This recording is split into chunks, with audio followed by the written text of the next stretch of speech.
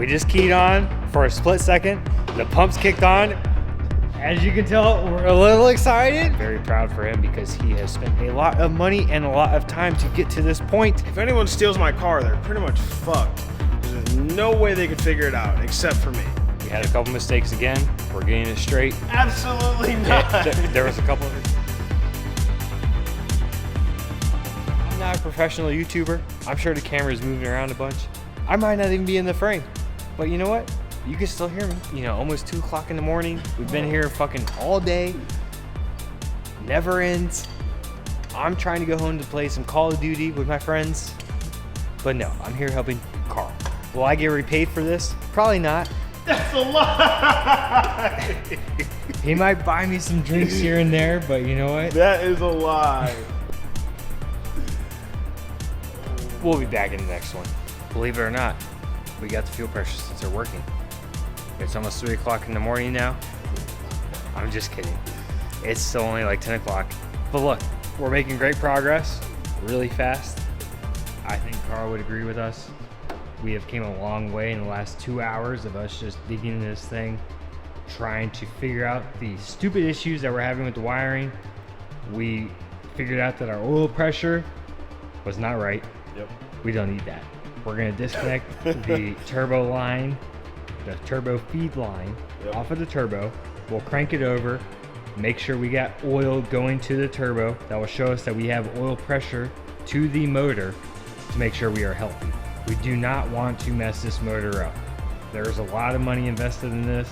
We want it to work right for the 15 seconds that we're gonna start it up, make sure everything works properly, and then shut it back off. We just want to make sure the motor fires. That is our biggest thing right now. We got fuel pressure reading 0. We got a good sensor in it. Thank you to Trevor. He doesn't know it yet. I'm gonna let him know tomorrow. He's gonna be pissed as hell, but I'm gonna buy him a new sensor. We're gonna put it in his car.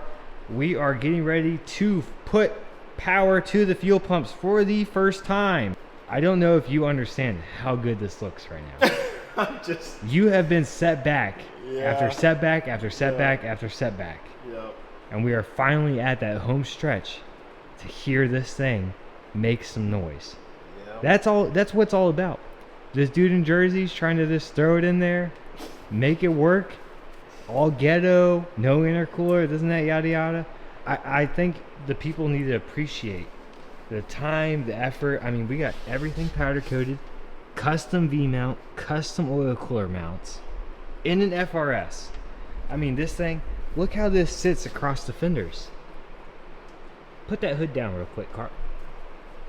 Just a little bit, just so the people get an idea. This hood closes. We got nothing in our way. We built this properly. We built this with a purpose that this car will be 100% functional. It's still gonna run on the stock Toyota CAN bus, AC, windows, everything. Everything's gonna work. It's not midnight yet. I might have said it might have been like 2, 3 o'clock. We're lying. It is November 7th at 10:22. For the record, we are close to starting this car. So we got Carl here. We had a couple wiring mistakes. It's very common for these rookies to have mistakes on their wiring. That's why I get paid all the money, because I fix the mistakes. All right, and we're back, and Carl is still trying to wire here. We haven't made much progress. It's been about 30 minutes. I'm almost done. We had a couple mistakes again. We're getting it straight. Absolutely not. There was a couple other sensors that we had issues with. Oh my God. I think we'll figure it out. I still have hopes. It's about 11:30 now. It's 9:18. Yo, this is for YouTube, brother. They don't need to know the actual time. If we're gonna have it started tonight, we're gonna try everything that we can. You know, if you guys get lucky, we might. But like the Powerball, nobody ever wins. So actually, if you won, please share some of the profit with me. I would appreciate it. So Carl's dying over here. Kevin has been a huge help. Kevin has been teaching me. I haven't done shit. I have just told him what to do, and he's asked me 4 times, and I've said the same thing. I asked Kevin when I first started this. I was like, Kevin, you think you can wire my car? He's like, oh yeah, we can wire it in 3 days. If I did it. Right, but Kevin has taken it upon himself to not wire the car, but instead pushing Carl to new limits. Right. He's been teaching me everything on this car has literally been wired myself. So like Kevin has told me how to do things, and that's why it's all wrong. And I've done literally everything myself. That's why power wires are red, ground wires are red. Everything's pretty much red, if you see over there. So if anyone steals my car, they're pretty much fucked. There's no way they could figure it out except for me. Alrighty, computer decided to wake up. We're almost completely loaded. And we got our coolant temp sensor and intake temp sensor very close, calibrated correctly. So we're doing good. And now we are going to test our fuel pressure, which is one of the sensors we had an issue with. So Carl, if you would please go plug that in. And, oh, hold on, let me clear all these codes. There's let's see here, 10 codes from Carl's bad wiring. So this is what happens when you put your 5-volt reference sensor on the signal ground. It pisses off everything. And Carl is learning that the hard way tonight. Yeah. He did the right thing necessarily because they're all the same, but they're all wrong. Yeah. So close, but not close enough. This is what happens. I had no adult supervision doing any of this. Like it's not like He's saying that as if I'm an adult. Kevin was not We're there. on the same maturity level here. He asked me a question, I gave him an answer, and I was hoping he would execute. The execution was not what I was expecting. We're close, but not close enough. I expected to reach 0 because we don't have fuel pumps on. But what was happening before is it was making all of these sensors read max because it was sending the 5-volt on the signal ground and it was screwing everything up. So I saw it blimp for a second. There you go. All right, 30 PSI, everything's normal. Okay, so we need to recalibrate it. Everything is acting normal. Our sensors that we have calibrated here are still reading dead nuts. This is not right, so give me a second. I'll recalibrate for this sensor. We should get it to 0. We'll put power to the fuel pumps, and we should be able to dial fuel pressure. And after that, it's just wideband, or sorry, drive-by wire. Carl, what happened now? The plastic cap on my wideband sensor melted to it. So this guy decided to hook his wideband sensor up without telling me, and the key was on because I was hooked up to the ECU. Shut up, Ryan. Yeah, Ryan's on the phone. Ryan's on the, Ryan, stay out of this. This is for me and YouTube and Carl right now, okay? So he hooked up the wideband, didn't tell me. You are on speaker, motherfucker. You keep interrupting me. God damn it, we're gonna get demonetized because I keep cussing. So he hooked up the sensor. I had the key on, and as some people may know, wideband sensors preheat, and we have this. We got melted plastic on the sensor. I think it all came off. It all came off. All right. You know, it happens with rookies. You just gotta work with what you have. We just keyed on for a split second. The pumps kicked on. As you can tell, we're a little excited because it actually worked. The fuel pumps actually turned on. Carl got something right. I'm about to cry. Oh But my God. we're gonna try it again. We're gonna make sure there's no leaks on the fuel system because that is a bad day when you have fuel leaking on the motor. But I think Carl actually sees the end of the road here and the excitement. Like it's not even my car, but I think I'm more excited than he is right now because this is actually coming together and it actually is gonna work. So. Alrighty, so as you can see by the puddle of fuel behind me, we got fuel pressure. Pumps are working. It is making all the pressure in the world. We just have an issue with the AN lines at the Y fitting and one of the injectors is leaking. Not a big deal. I mean, it could be a lot worse. Double check our O-ring. Hopefully we don't need a new O-ring for the injector because we do not have one. That will set us back. No, we should be fine. Carl thinks we'll be okay. Hopefully it's just a simple mistake. The Y fitting, obvious. Tighten the fitting. We'll try it again. Injector, questionable. Shitty part, we got to pull the intake off regardless. It is nowhere near as late as I said it was. We're like barely pushing 11 o'clock. This might actually start today. We still haven't gotten to a drive-by-wire. It's 6 wires. We have the diagrams for both. This is for YouTube. It's a whole different situation. He's excited. I can't blame him. I'd be just as excited if it was my car. I'm very proud for him because he has spent a lot of money and a lot of time to get to this point. The least I can do is help him try to figure this out. You know, Rotary guy is a Rotary guy, same thing. I just want him to see it work and be happy with what he has put his time and money into. So that's the end goal here, is to make this thing work. As you can see, there's another one here. Mine is outside. That's a different story. We'll get to those at a different date. And this car is gonna start first, no issues. We're gonna solve all the issues before we start the car. Everything will be fixed.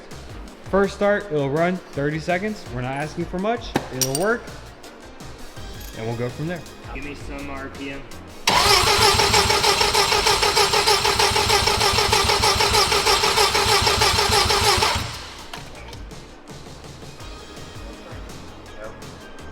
No RPM. Good.